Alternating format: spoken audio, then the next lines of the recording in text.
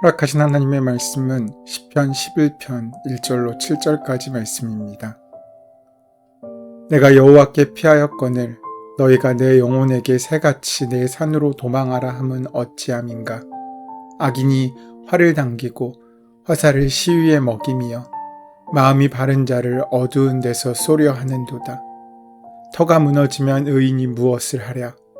여호와께서는 그의 성전에 계시고 여호와의 보좌는 하늘에 있으며 그의 눈이 인생을 통촉하시고 그의 안목이 그들을 감찰하시도다. 여호와는 의인을 감찰하시고 악인과 폭력을 좋아하는 자를 마음에 미워하시도다. 악인에게 그물을 던지시리니 불과 유황과 태우는 바람이 그들의 잔에 소득이 되리로다. 여호와는 의로우사 의로운 일을 좋아하시나니 정직한 자는 그의 얼굴을 배우리로다. 오늘 시편은 다윗의 고백입니다. 우리가 아는 것처럼 다윗은 하나님의 마음에 합한 사람이라고 불릴 정도로 하나님의 뜻 안에서 인생을 말씀으로 채워간 사람입니다. 다윗은 그렇게 하나님을 섬기며 신실하게 주님의 뜻 안에 살았습니다. 하지만 그렇다고 해서 자동적으로 다윗의 인생이 순탄하기만 했던 것은 아닙니다. 마찬가지로 우리가 인생을 살아갈 때 예수를 믿음에도 불구하고 언제나 순탄한 길을 걷는 것만은 아닙니다. 그런데 생각해보면 평탄한 삶만이 하나님의 축복이라고 말할 수도 없습니다. 하나님께서는 우리 삶 속에서 시련을 주시고 그것을 통해서 더욱 놀라운 축복을 주시려고 준비하시는 경우가 많기 때문입니다.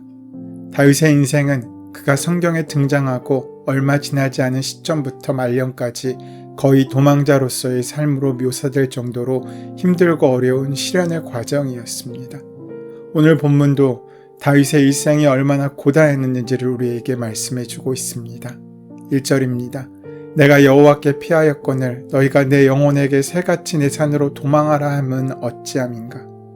사냥꾼에게 쫓기는 새와 같은 상황에 처한 다윗을 보고 겁에 질린 친구들은 안전하다고 생각되어지는 산으로 다윗이 도망가기를 권했습니다. 하지만 다윗은 그 제안을 단호히 거부합니다. 현재 다윗의 상황은 그의 고백처럼 아무도 모르게 자신을 해치려는 적의 표적이 되어 있었습니다. 다윗은 그렇게 자신이 표적이 된 상황에도 불구하고 친구들이 안전하다고 말하는 피난처로 결코 도망치지 않았습니다. 심연의 깊은 절망 가운데서도 다윗은 자신의 영원하신 피난처가 되시는 하나님께 자기 자신을 온전히 의탁하였다고 고백합니다. 다윗의 위대한 점은 그는 하나님만을 자신의 피난처로 삼았다는 것에 있습니다. 눈에 보이지 않는 하나님보다 우리의 눈앞에 버티고 서 있는 산이 더 안전해 보일 수도 있습니다. 영원히 무너지지 않고 어떤 환난도 견디게 해줄 것 같은 산이 우리에게도 있습니다. 그러나 그것은 우리의 착각일 뿐입니다. 다윗은 안전해 보이는 산에 의존하지 않고 자신의 영원한 피난처 되시는 하나님만을 신뢰하였습니다. 다윗의 고백을 들은 친구들은 다윗이 적의 손에 의해 무너지게 될 경우 아무것도 할 수 없다고 다시 유혹합니다. 3절 말씀입니다. 터가 무너지면 의인이 무엇을 하랴. 여기서 터가 무너진다는 말이 무엇입니까? 그것은 삶의 기반이 무너진다는 것입니다. 이젠 끝났구나 하는 상황을 만난다는 것입니다. 우리는 그렇게 터가 무너진 것 같은 상황을 만나기도 합니다. 큰 병을 진단받았을 때, 또 사랑하는 가족을 잃었을 때, 평생 일궈왔던 사업이 망했을 때, 공의가 무너지면서 나라의 터가 무너지는 경험을 하게도 됩니다. 2절에 보면 시편 저자인 다윗은 바르게 살려는데도 중상모략을 당하고 게다가 어두운 데 숨어서 그를 헤아려는 위협 가운데 있는 어려운 상황에 처해 있습니다. 이럴 때 어떻게 해야 합니까? 다윗이 무너지면 아무것도 할 수 없으므로 다윗의 친구들은 다윗이 안전한 곳으로 피난하기를 간절히 바랬습니다. 그러나 다윗은 절망과 무기력함을 깊이 느끼는 상황이었음에도 불구하고 절망과 무기력에 자신을 방치하지 않고 오직 하나님만을 피난처로 삼고 하나님께로만 피했습니다. 다윗은 하나님께서 자기 백성 중에 내재하신과 동시에 모든 인간들을 초월하시는 분임을 온전히 알고 있었습니다.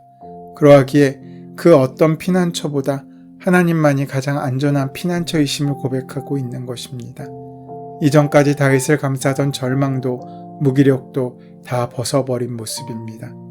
다윗은 하나님께서 하늘 보좌에 계심을 깨닫고 불안으로부터 또 무기력으로부터 하나님에 대한 믿음을 회복하였습니다. 믿음을 회복한 다윗은 자신을 위협하는 시선이 아니라 참된 왕이신 하나님만을 바라보므로 하나님만이 인생들을 살펴보시고 그들이 하는 모든 것을 평가하신다고 고백합니다. 하나님은 하늘 보좌에서 인생들의 형편을 깊이 헤아려 살피십니다. 오늘 본문은 하나님의 안목이 인생들을 감찰하신다고 고백하고 있는데, 여기서 감찰한다는 것은 한 인생의 인간됨을 세밀하게 살펴보신다는 의미입니다. 하나님께서는 사람의 행위가 선한 것인지 악한 것인지 언제나 살펴보시고 주목하고 있으신 것입니다. 때로는 우리의 안목이 하나님의 안목보다 더 깊고 더 정확하다고 착각할 때가 있습니다. 그러나 그것은 우리의 어리석음을 드러내는 증거가 될 뿐입니다. 우리의 안목은 하나님의 안목보다 더 정확하고 더 확실하지 못합니다. 인간은 유한한 존재이기 때문입니다. 다윗은 하늘 보좌의 주인이신 하나님만이 안전한 피난처라고 고백합니다.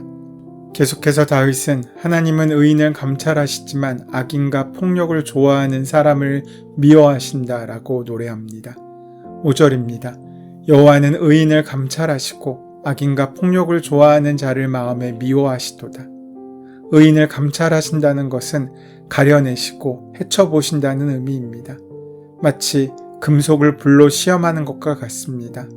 의인은 큰 시련을 당하겠지만 결국 모든 찌꺼기가 걸러지고 정련되지만 악인은 하나님의 미움을 받아 타버리는 존재가 된다고 고백하고 있는 것입니다. 그렇게 악인에게 내리시는 심판의 내용이 6절의 말씀입니다. 악인에게 그물을 던지시리니 불과 유황과 태우는 바람이 그들의 잔에 솟게 되리로다. 이러한 것들은 소돔과 고모라의 멸망을 연상케 합니다. 소돔과 고모라에 살았던 사람들은 자신들은 퍽 괜찮은 사람인 줄 착각하고 살았습니다. 멸망이 오는 줄도 모르고 죄악된 세상에서 살다가 심판을 피하지 못했습니다. 태우는 바람이란 팔레스타인 남동편의 사막에서 불어오는 뜨거운 바람을 가르칩니다. 이 바람은 모든 초목을 다 메마르게 만듭니다. 여름에 한낮 더위를 힘들어하는 우리의 모습을 떠올려 본다면 사막에서 불어오는 뜨거운 바람은 재앙이 됩니다. 악인에게는 이와 같이 하늘로부터 임할 불과 자연적인 재앙까지 겹치는 무서운 형벌이 임하게 된다는 뜻으로 도저히 참겨 견딜 수 없는 형벌의 참상을 묘사하고 있는 것입니다. 그러한 것들이 악인들의 소득이고 열매입니다. 이 잔은 피하고 싶다고 피할 수 있는 것이 아닙니다. 이 잔은 인생들이 선택할 수 있는 항목이 아니라 반드시 마셔야 하는 필수입니다. 이 잔을 내리시는 분이 의로우신 하나님이시라고 7절 말씀에서 고백하고 있지 않습니까? 하나님은 의로우신 분이십니다. 의로우신 하나님은 악인을 미워하시고 의로운 일을 행하는 자를 사랑하십니다. 하나님의 마음을 담은 의롭고 정직한 사람은 위기 가운데서도 하나님의 구원을 받고 안전한 보호를 받게 된다는 사실을 다윗은 자신의 삶의 고백을 통해 증거하고 있습니다. 그런데 이것은 너무나 뻔한 대답이지 않습니까? 오늘 본문인 시편 11편 말씀을 묵상하다 보면 사람들이 왜 시편 읽기를 그렇게 힘들어하는지를 알 수 있습니다. 성경을 읽어나가다가 시편을 만나면 처음에는 참 좋습니다. 그러나 결국 지치게 됩니다. 왜냐하면 우리가 너무나 잘 알고 있는 정답만을 말하기 때문입니다. 하나님만을 믿고 하나님만을 바라고 하나님만을 찬양하고, 이것은 우리의 무릎을 치게 만드는 비법이라고 하기에는 이미 다 아는 내용입니다. 그러나 그것이 쉽지 않은 길입니다. 어떻게 그렇게 간단하게 믿을 수 있습니까? 어떻게 그렇게 간단하게 찬양과 감사로 넘어갈 수 있느냐는 말입니다. 오히려 시편 11편을 읽다 보면 거기에 등장하는 세상 사람들의 이야기가 더 귀에 솔깃하게 다가옵니다. 1절 말씀에 내가 여호와께 피하였거늘 너희가 내 영혼에서 새같이 내 산으로 도망하라 함이 어찌함인가. 하나님께 피해야 된다는 것을 머리로 알지만 우리의 몸과 우리의 마음은 결국 세상이 산처럼 우리를 이끌어가고 보호해 줄 것이라고 여기는 것들을 향하고 있지 않습니까? 터가 무너지는 위기 가운데 내가 믿는 것은 믿는 것이고 살 길은 세상 가운데 찾는 것이 많은 사람들의 잘못이고 실수인 것입니다. 그 길을 유혹하는 사람들도 우리의 원수가 아니라 우리 주변 사람일 수도 있고 아니면 다윗 자신의 내면의 소리인 것처럼 우리 내면에 내가 듣고 싶은 소리일 수도 있습니다. 누구든지 터가 무너질 때면 도망치고 싶은 생각부터 나게 마련이지 않습니까? 그런데 중요한 것은 시편의 말씀은 지식을 얻기 위한 방편으로 보지 말아야 한다는 것입니다. 무엇인가 새로운 지식과 새로운 방법을 얻으려면 시편은 너무나 답답한 우리가 이미 알고 있는 익숙한 얘기들만 전합니다. 새로운 것이 하나도 없습니다. 너무나 뻔한 내용들입니다. 시편 150편을 다 읽어보기만 해도 누구나 공감할 것입니다. 시편들은 모두 조금씩 그 내용은 다르지만 결국 결론은 같습니다. 어떤 일이 있어도 하나님만 믿고 하나님만 바라고 하나님께 감사하고 찬양하라. 그러나 말씀을 묵상하다가 우리는 깨달을 수 있습니다. 새로운 지식을 아는 것보다 우리가 이미 알고 있는 진리를 누리는 것이 더 중요하다는 것을 말입니다. 시편 11편에서 우리가 관심을 가져야 할 것은 다윗은 어떻게 터가 무너지는 위기에 처하고도 그렇게 성실하게 하나님을 믿을 수 있는가 하는 것입니다. 본래 믿어지는 사람, 안 믿어지는 사람이 구별되어 태어나는 것이 아니지 않습니까? 어떤 아이는 말을 시작하자마자 엄마 아빠도 하기 전에 하나님 감사합니다, 할렐루야를 먼저 합니까? 그런데 어떻게 다윗은 터가 무너지는 그 순간에도 하나님을 믿고 고백하며 찬양할 수 있는 것입니까? 그것도 한두 번도 아니고 우리가 보기에 지겹다고 여겨질 정도로 그렇게 만나는 모든 상황 속에서 믿고 고백하며 찬양할 수 있는 것입니까? 하나님의 사랑, 우리와 함께 하시는 예수님, 또 우리 안에 역사하시는 성령님, 하나님의 나라와 영생, 기도와 축복, 엄청난 진리이고 복음입니다. 하지만 우리가 모르는 것이 아닙니다. 정말 믿어지고 누려지지 않으니 예수를 믿고도 거짓말을 하고 죄와 타협하고 미워하고 싸우고 두려워하고 염려하며 사는 것이지 않습니까? 진짜 위기는 터가 무너지는 것 같은 어려움이 아닙니다. 조금만 어려운 일이 닥쳐도 하나님이 믿어지지 않는 것이 위기입니다. 조금만 힘든 일을 겪어도 하나님을 원망하고 하나님이 마치 안 계신 것처럼 불신자처럼 살아가는 그 모습이 우리에게 위기라는 것입니다. 믿어지면 누가 무엇라고 해도 어떤 상황과 형편이 내 앞에 그 길을 가로막는다고 할지라도 그 길을 담대하게 찬송하며 기쁘게 걸어갈 수 있는 것입니다. 산이 가로막히고 큰 건물이 가로막히고 길은 험하고 바람이 불어도 주님과 함께 하시는 길을 걷는다면 그 길이 얼마나 든든하겠습니까? 하나님을 믿고 사는 사람도 이런 삶을 사는 사람입니다.